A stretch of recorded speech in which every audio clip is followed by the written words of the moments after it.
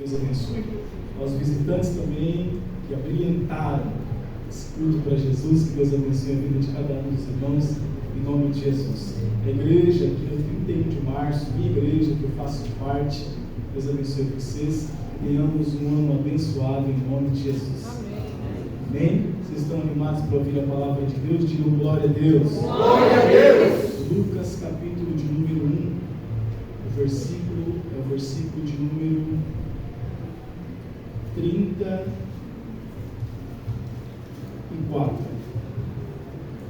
Lucas, capítulo 1, versículo 34, a palavra de Deus diz assim: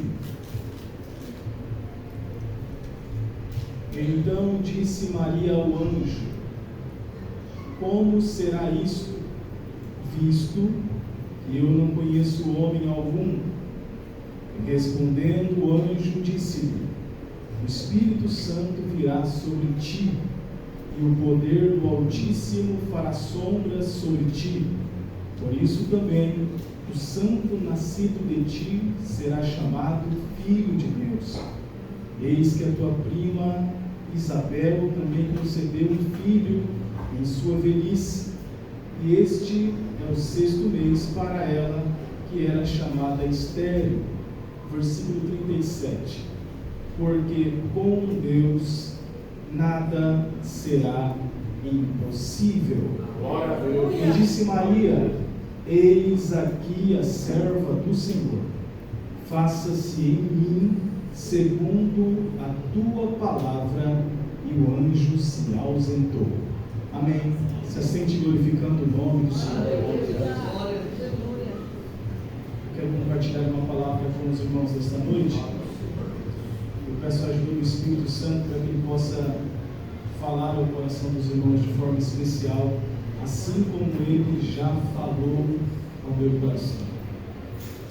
É certo que os irmãos conhecem muito bem esse texto do capítulo 1 de Lucas. É claro que para a gente lembrar o que aconteceu aqui no capítulo 1, que são várias coisas, vários acontecimentos, para os irmãos terem ideia, o capítulo 1 de Lucas tem 80 versículos.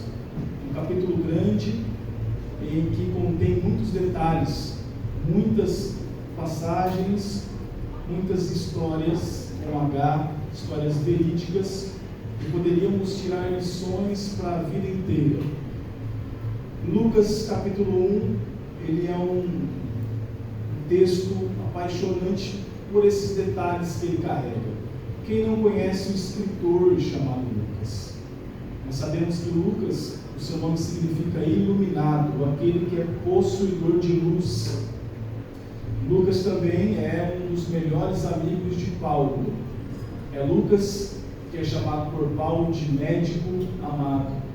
E alguns historiadores dizem que quando Paulo, ele, a partir da sua segunda viagem missionária, sai para pregar o Evangelho, possivelmente em Antioquia, ele prega o Evangelho, e esse médico, chamado Lucas, se converte ao Evangelho. Eles, a partir daí, ficam juntos como amigos, quase que inseparáveis. E quando Paulo saía para pregar o Evangelho, e ele apanhava muito, era apedrejado, ele levava pauladas, era aprisionado. Esse era o valor da oferta que ele ganhava quando ele pregava o Evangelho de Jesus nos seus tempos. Prisões, pedradas, xingamentos e outras coisas mais, e o seu corpo era cometido por feridas. E quem era que cuidava das feridas do corpo de Paulo? O médico amado, o seu amigo Lucas. O Evangelho, segundo escreveu Lucas, ele é rico em detalhes. Quando você lê do começo ao fim, você percebe que ele é um evangelho completo, ele traz detalhes que os outros evangelhos às vezes deixam passar. Por que ele traz tanto detalhe? Primeiro, que ele é um médico. Médico escreve ruim, mas escreve muito. Ele também, além de ser médico, ele estudava bastante, não é? Ele também, alguns historiadores dizem que ele conheceu a irmã Maria, e por isso o seu evangelho é tão rico, é tão completo, é tão lindo saber tudo que está escrito neste livro. É bom lembrar os irmãos também que antes de Lucas escrever esse livro, Marcos escrever também sobre a vida de Jesus, João e Mateus, os irmãos ali em Israel estavam passando por um período chamado de período interbíblico, ou período intermediário. Esse período foi um período em que o povo ficou exatamente 400 anos sem ouvir a voz de Deus. 4 gerações passaram, pessoas nasceram, pessoas se desenvolveram, pessoas cresceram, pessoas morreram sem sentir aquilo que a gente sente aqui no culto, sem sentir a presença de Deus, sem ouvir a voz de Deus. Deus estava em silêncio, e esse silêncio durou 400 anos, exatamente isso, 400 anos Deus estava em silêncio.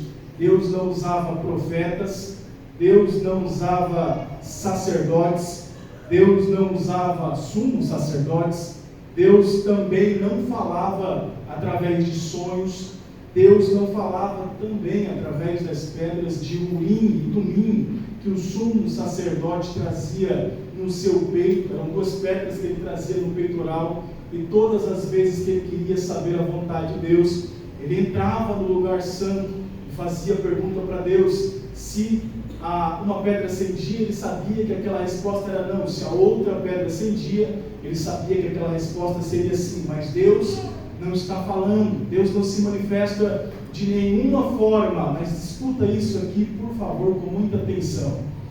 O silêncio de Deus, isso não quer dizer que Ele não esteja fazendo alguma coisa. Eu vou de novo. Não é porque Deus está em silêncio, não é porque Deus não está falando que Ele não esteja trabalhando. A boca de Deus, para a gente entender melhor, talvez esteja fechada, mas as mãos de Deus nunca param de trabalhar. Eu vou de novo para ver se alguém reage melhor.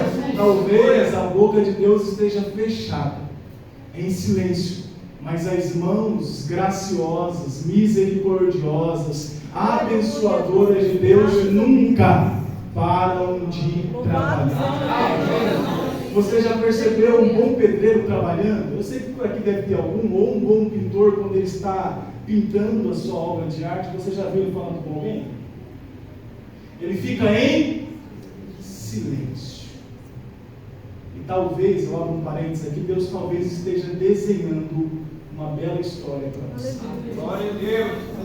Mas Deus não fala, mas Ele está trabalhando longe do teu alcance, dos seus ouvidos, longe do seu alcance visual. Você não vê, mas Ele continua trabalhando. Jesus disse: o meu Pai trabalha até agora, e eu também trabalho. Os céus nunca param de trabalhar. Mesmo que você não veja, mesmo que você não escute a voz de Deus, continue confiando, porque talvez longe do seu alcance visual e longe, aleluia, dos seus ouvidos de você ouvir alguma coisa, Deus está escrevendo uma linda história e continua trabalhando em seu favor.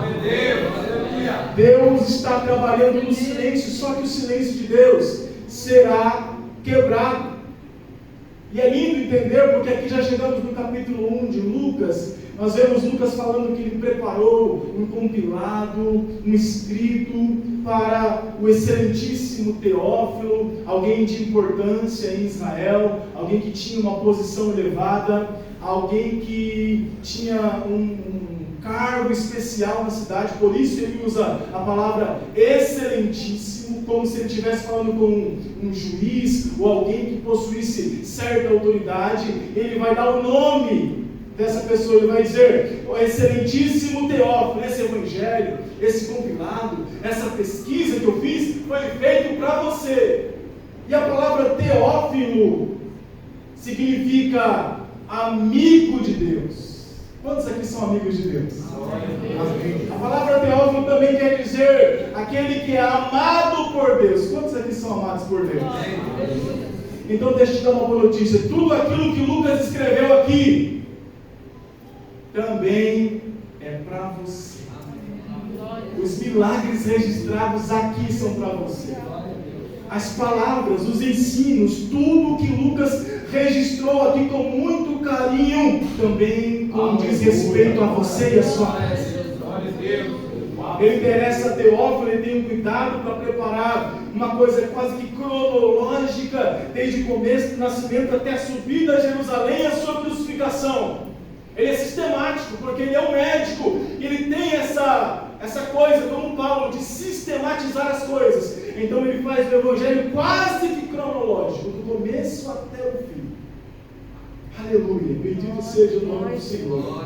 Aí ele vai dizer assim, depois de endereçar a sua carta, o seu evangelho a Teófilo, ele vai dizer que existia um rei, e o nome do rei era Herodes, que era o rei da Judeia. Quem era Herodes? Rápidas palavras, Herodes era um homem cruel.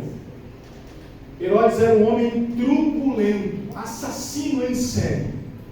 Mandou matar a sogra, mandou matar a mulher que mais amava, a irmã Mariane, casou-se 10 vezes, mandou matar os filhos, mandou matar o sobrinho, um assassino em série, um homem cruel. E olha o paralelo que Lucas vai fazer, eu acho isso aqui lindo. Ele vai dizer, existia um homem cruel, existia um rei truculento, mas ele vai dizer assim, porém, existia um casal, que eram justos perante o Senhor. Qual é o nome do casal? Zacarias e Isabel. Ele diz mais, eles eram justos perante o Senhor, e eles eram obedientes em toda, não é em parte, mas em toda a lei do Senhor. É incrível pensar sobre isso, irmãos, porque Zacarias e a irmã Isabel já eram avançados em idade.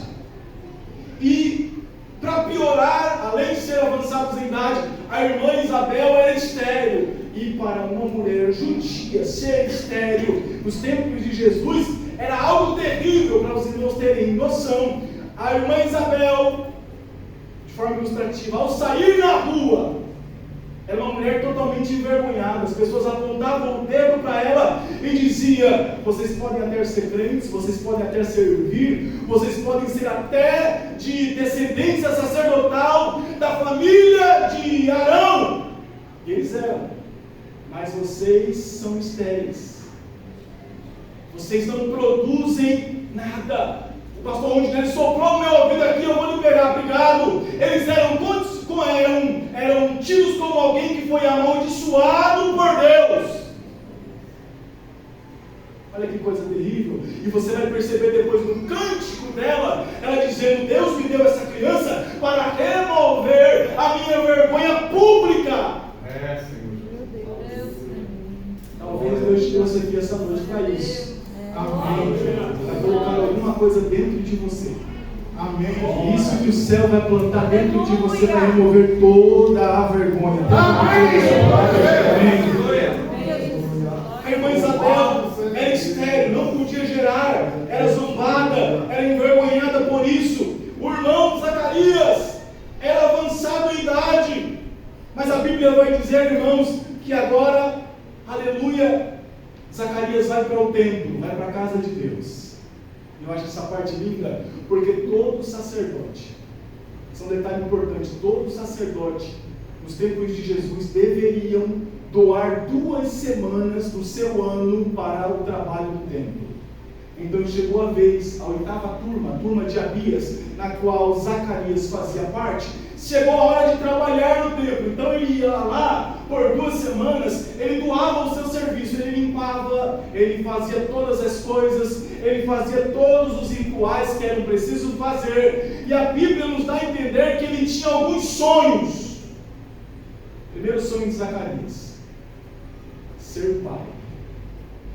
Segundo sonho de Zacarias, conhecer o Messias, o Cristo, o ungido. E a Bíblia vai dizer, irmãos, que ele está lá servindo ao Senhor, que ele está lá trabalhando para Deus, que ele está lá trabalhando para o Senhor. E perceba, um parênteses aqui, talvez Deus intervenha na nossa vida. Isso aqui é a palavra de Deus para alguém. Talvez Deus realize um milagre grande em nossa vida enquanto estamos trabalhando para Ele. Eu vou de novo para ver se alguém reage. Talvez Deus intervenha em nossa vida. Talvez Deus realize um milagre que a gente tanto sonha em nossa vida, enquanto estamos trabalhando para Ele.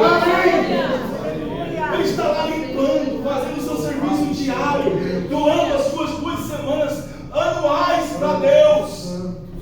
E o terceiro sonho de Zacarias, além de conhecer o Messias, além de ser pai, era poder um dia, aleluia, entrar no lugar santo e poder oferecer um incenso para o Senhor. Existiam sacerdotes que nasciam, existiam sacerdotes que se desenvolviam no ministério, existiam sacerdotes que morriam e nunca tinham a oportunidade de entrar no lugar santo e oferecer incenso ao Senhor. Mas a Bíblia vai dizer, e eu sou apaixonado pela narrativa de Lucas, porque o que dá a entender aqui é que ele primeiro é velho.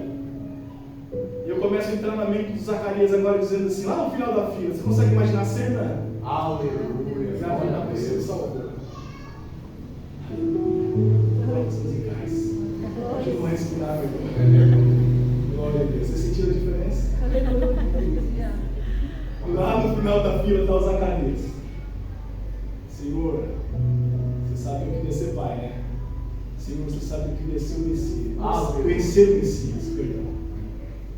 Conhecer o Messias. O Senhor sabe que eu tenho um sonho grande desde quando eu comecei o ministério. Eu nunca tive essa oportunidade. Entrar no lugar santo e oferecer incenso para ti. Lá no final da fila, no tempo de Jesus, sacerdotes de serviço, 25.000. Só da turma de Abias, 900. É como você prestar um grande concurso público e disputar a vaga acirradíssima com 900 pessoas. Se não estudar muito, se não estiver preparado, vai dar ruim. Imagina Zacarias velhinho, estéril, sua mulher estéril de casa, com sonhos a realizar ainda, na terceira idade, no final da fila, sonhando alto. Talvez eu esteja contando a história de alguém aqui hoje. Talvez você se vê lá no final da fila e dizendo, será que ainda dá tempo? Aleluia! Aleluia!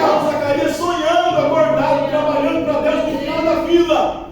Ele pensando, tem tanta gente jovem aqui, tem tanta gente boa aqui, tem tanta gente mais capaz aqui, nunca que vai chegar a minha oportunidade, de repente, porque Deus trabalha no de repente. De repente não tem, de repente Deus faz aparecer, de repente não é, de repente Deus faz ser, de repente nunca vem, de repente você está fazendo porque o Espírito faz assim, Ele trabalha da noite para o dia. Quando o Espírito entra aqui dentro, Ele muda, modifica todas as coisas. Aleluia! Aleluia, Jesus. De repente, o líder dos sacerdotes faz um sorteio, não me pergunte como, para aquele que vai entrar no santo lugar para oferecer incenso. Era a tarefa do dia. De repente ele sorteia, e qual é o nome que sai, irmãos? Zacarias, lá no final da fila, o líder se levanta e diz: o nome sorteado foi Zacarias. Eu sou apaixonado por isso, porque o nome Zacarias significa o Senhor se lembra. Aleluia! Eu vou pregar aqui agora para alguém que pensa que Deus sofre de amnésia. Eu vou pregar aqui hoje para alguém que levantou as 2 mãos no primeiro ano, no primeiro dia deste ano, com fé para receber uma palavra que vem do céu. Deus não sofre de amnésia. O Senhor se lembra de tudo aquilo que Ele falou. Vou profetizar a Bíblia, Números 23:19. Deus não é homem para que minta, e nem filho do homem para que se arrependa. Se Ele falou, Ele vai.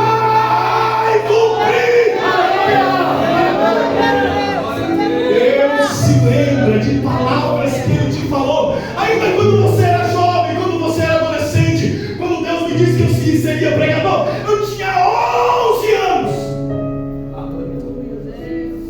e eu não entendi aquilo. Minha mãe guardou no coração. Lembra quando falavam de Jesus, quando Jesus ensinava, aí a Maria guardava todas aquelas coisas no seu Por incrível que pareça, o nome da minha mãe é Maria, guardava no coração e dizia: tu vai ser. Olha quem está pregando para vocês hoje aqui. Um menino tímido, quase mudo na adolescência. E quando minha esposa me conheceu, era quase que ela que teve que falar comigo. Eu pregar para vocês aqui é milagre do céu, gente. Aleluia! O Senhor se lembra. Zacarias veio ali todo emocionado para realizar um dos seus maiores sonhos. Talvez você diga: será que dá tempo? Será, Senhor, que ainda está a tempo de o Senhor cumprir as suas promessas na minha vida? Eu vim aqui hoje, irmãos, como um simples pregador para dizer para você: aleluia, ainda dá tempo. Deus é dono da eternidade. Para Ele não existe relógio, para Ele não existe horas, para Ele não existe minutos e nem segundos e nem milésimos de segundo. Deus é o Pai da eternidade. Ainda dá tempo, porque Deus se lembra. Aleluia.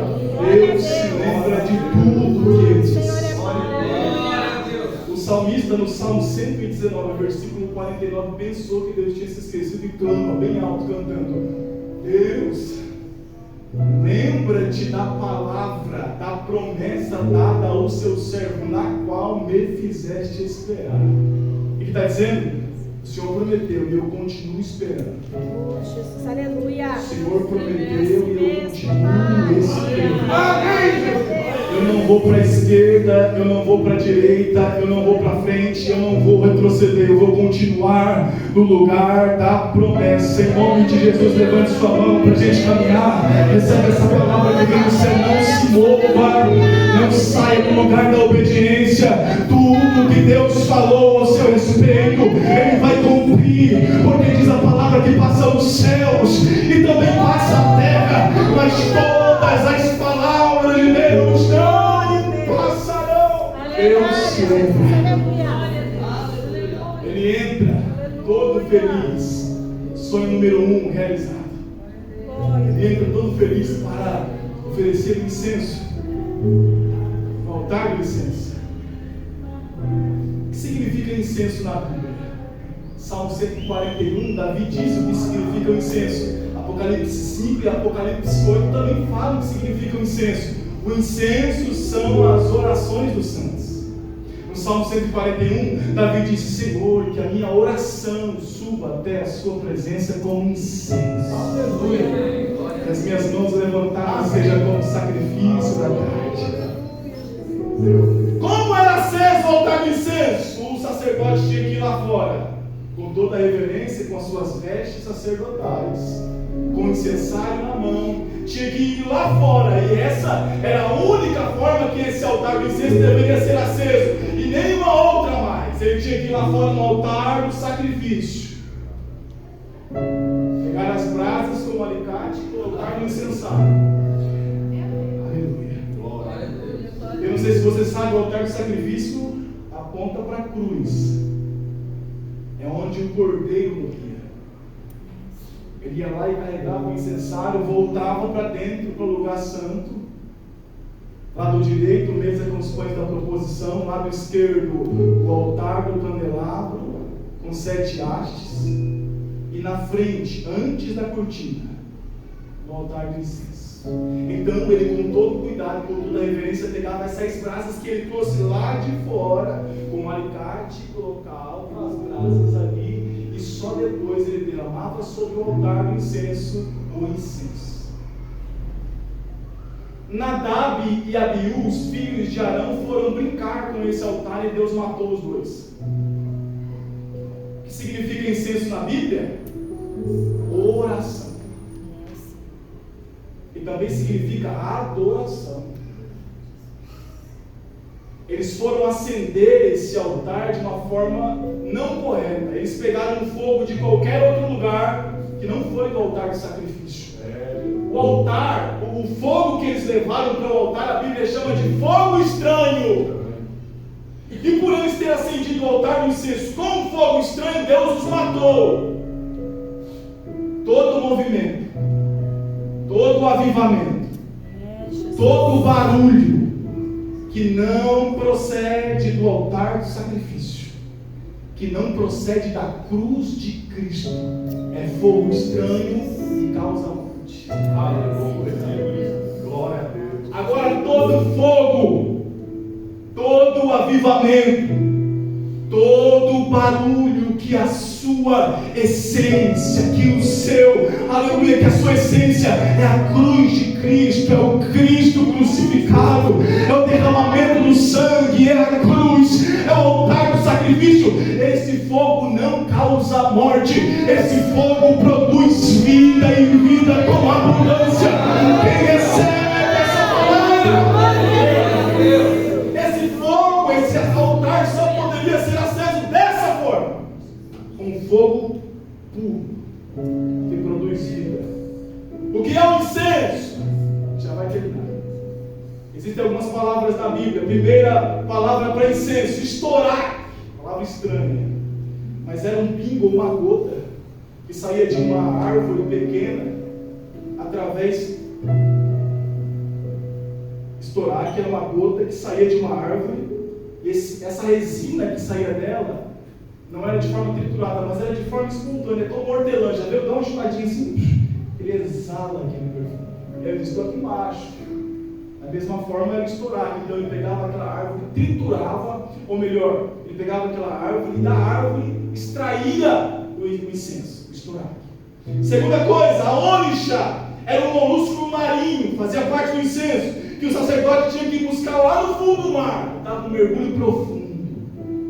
Lá no fundo ele pegava a ônix, e quando essa ônix, esse molusco marinho, era triturado, ele produzia um cheiro maravilhoso. Cálbano era uma resina, agora sim, de uma árvore, de um arbusto, que tinha que ser triturado para liberar a resina. E quanto mais batia, quanto mais triturava, mais resina e mais perfume ela liberava. O sal. O que é o sal? O sal, antigamente não existia geladeira, nem um amém. Eu não sou tão velho assim, mas eu sei. Então as coisas eram preservadas com sal. É incrível porque o estourar fala de uma oração e de uma adoração espontânea, em que ninguém precisa te mandar. Você faz de forma voluntária. Quem pediu para Paulo e Silas cantar na prisão? Quem? Foi Deus que pediu? Os discípulos de Jerusalém que pediu? Eles estavam lá presos, de repente um olhou para o outro e disse: vamos orar e vamos cantar aqui. Aleluia! Com as costas abertas, sangrando, com as mãos e os pés amarrados, de forma espontânea, sem ninguém mandar, eles começam a orar e cantar. Deus desce lá, através de um terremoto que ele recebeu, aquela adoração espontânea. Tudo que é obrigado, eu já ouvi aqui o pastor Rondinelli dizendo: tudo que é obrigado, Deus não aceita. Vou de novo, tudo, exatamente tudo que é obrigado, Deus não aceita. Dinheiro, dízimo, oferta, adoração, oração, momentos com Deus, igreja, ir, cultuar, missão. Se for obrigado, não faça. Porque Deus não aceita nada que é obrigado. Seja voluntário, seja espontâneo. O céu recebe a sua adoração. Aonde está? Nossa oração e nossa adoração deve ser como um mergulho daquele sacerdote profundo.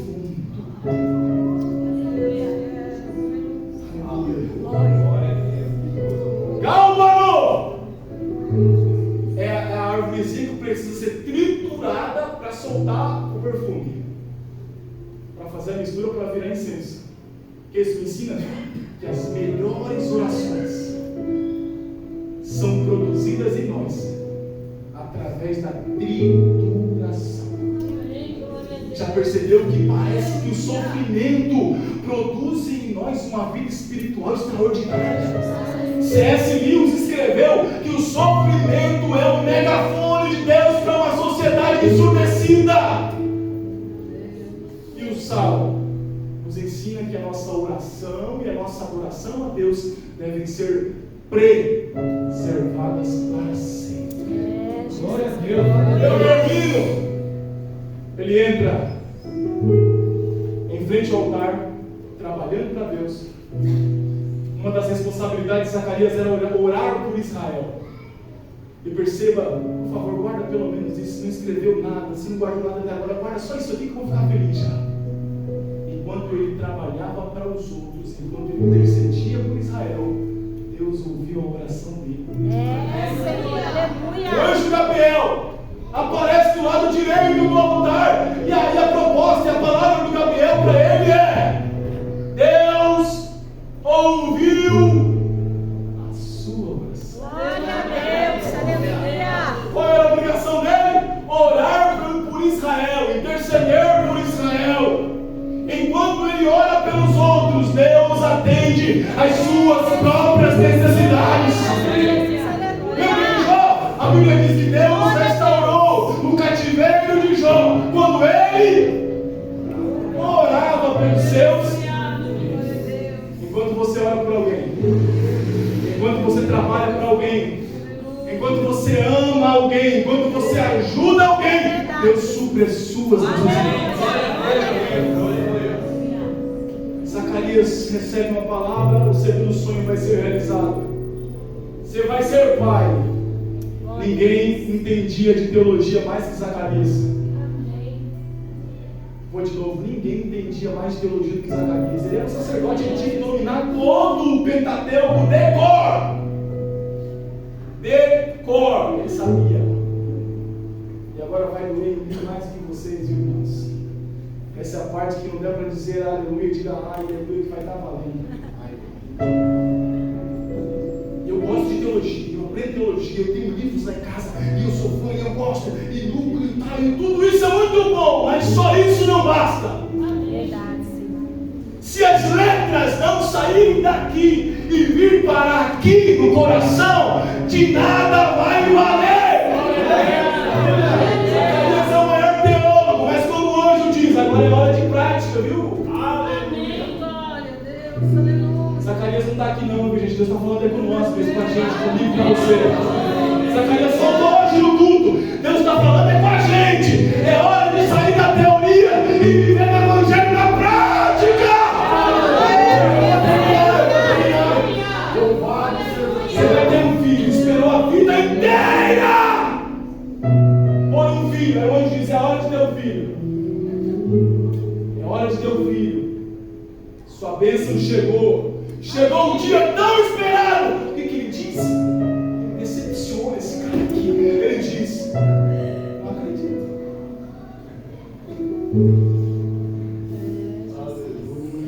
Bom de Deus, aleluia. Mas quando o céu se manifesta, quando a graça se manifesta, quando o anjo Gabriel sai do céu, agente de Deus, mensageiro de Deus, sai do céu para entregar essa palavra para ele. E palavra de Deus e realidade são a mesma coisa. O cara não acredita. Aí o anjo diz assim, já que você não acredita no seu sonho, quem vai acreditar? Fica mudo. Castigo. A língua cola no céu da boca e ele fica lá. Aí o povo está lá fora. Ele teve uma experiência extraordinária dentro do lugar santo, do lugar sagrado. O povo está lá fora orando por ele e esperando uma palavra do céu. Aí o sacerdote sai mudo porque não acreditou. E mesmo ele não acreditando, quando Deus decreta alguma coisa, vai acontecer, acreditando ou não. Ele diz, quando o menino nascer, a língua solta e você volta a falar. Ele sai lá fora e o povo está esperando uma palavra. O povo está esperando uma palavra. Meu Deus, aí ele sai lá e só sabe se movimentar. E muitos sacerdotes estão como Zacarias. O povo está esperando uma palavra. E ele só quer saber de movimento. Eu vou de novo, porque eu sei que vocês entendem. O povo está esperando uma palavra. Amém. E ele só quer saber de movimento. O mesmo anjo, 6 meses depois, aparece para uma menina que não sabia nada de Bíblia, só sabia aquilo que falavam para ela, 12, 14, 17 anos, chamada Maria, que significa gorda ou forte. Eu prefiro forte.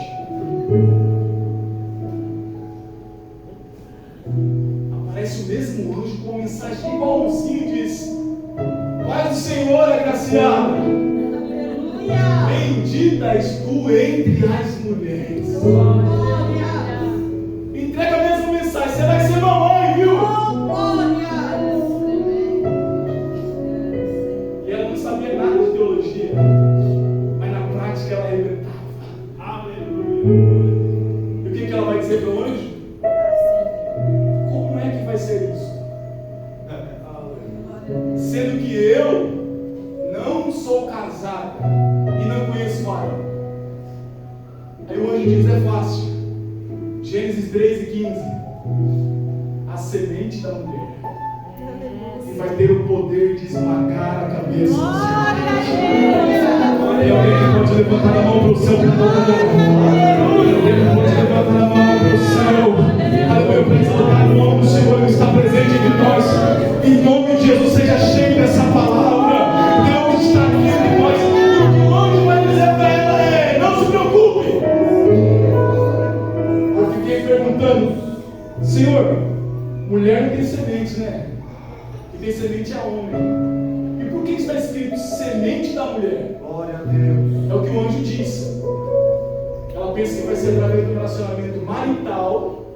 E o anjo diz: quem vai criar essa semente dentro de você? É o Espírito Santo de Deus. Por quê? Porque o Espírito cria dentro de nós aquilo que ainda não existe.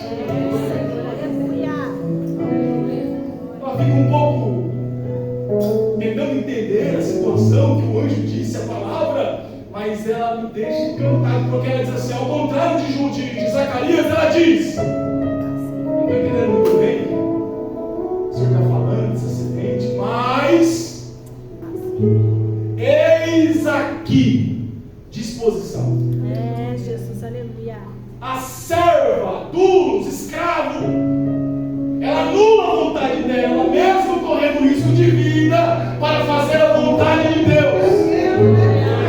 Ela se coloca como um escravo, que não tem vontade própria para fazer a vontade de Deus. E ela se coloca à disposição. Eu termino. Por quê? Porque Deus não usa quem sabe mais. Oh, glória a Deus! Deus não usa quem sabe mais. Deus usa quem? Quem está disponível. Os disponíveis que estão aqui essa noite. O ano de 2023 vai ser um ano de muito trabalho, vai ser um ano árduo para a igreja e para o reino de Deus, mas Deus conta com os disponíveis. Deus conta com você.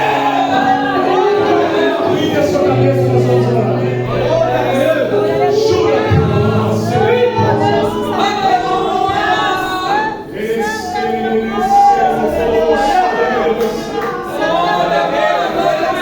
Deus conta com você, Deus conta com a sua casa, Deus conta com a sua família, Deus conta com o seu trabalho, Deus conta com a sua disposição, com a sua disponibilidade.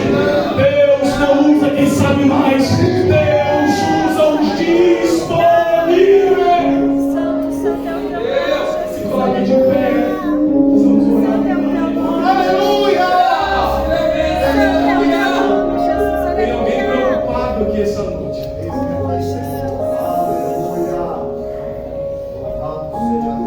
A nova etapa está chegando. Chora, calabás. Aleluia! Aleluia! Andrelo, choro, como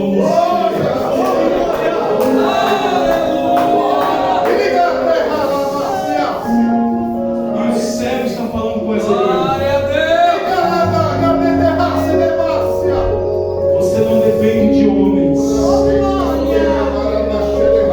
O milagre que você tanto precisa, o projeto que você tanto almeja, vai ser o céu que vai projetar.